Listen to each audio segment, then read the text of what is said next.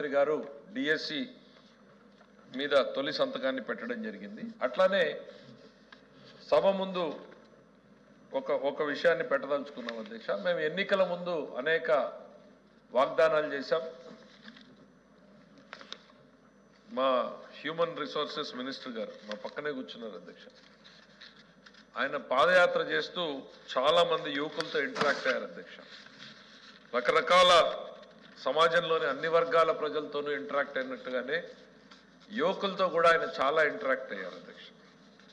ఇవాళ ఆయన మా ప్రైవేట్ ఇంటర్నల్ డిస్కషన్స్లో కానీ క్యాబినెట్ డిస్కషన్స్లో కానీ ఎక్కడొచ్చినా కూడా ఆయన పదే పదే లేవనెత్తేటువంటి అంశం ఏదైనా ఉందంటే యువకులకి ఉద్యోగ కల్పన కానీ ఉపాధి కల్పన కానీ ఈ ప్రభుత్వ ప్రాధాన్యతగా ఉండాలి అనేటువంటిది ఆయన ఒక అజెండాగా చేసుకుని మాట్లాడుతూ ఉన్నారు అధ్యక్ష. సో స్పెసిఫిక్గా మా ప్రభుత్వానికి జాబ్ క్యాలెండర్ అనేటువంటిది త్వరలోనే ఇస్తాం.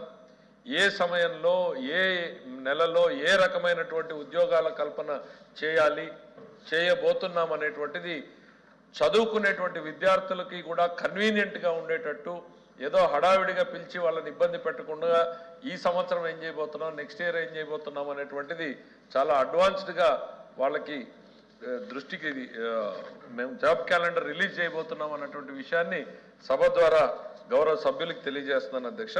అట్లానే స్కూల్ ఎడ్యుకేషన్కి ఏ రకంగా ఉన్నాయన్నటువంటిది అడిగారు సభ్యుల్ని.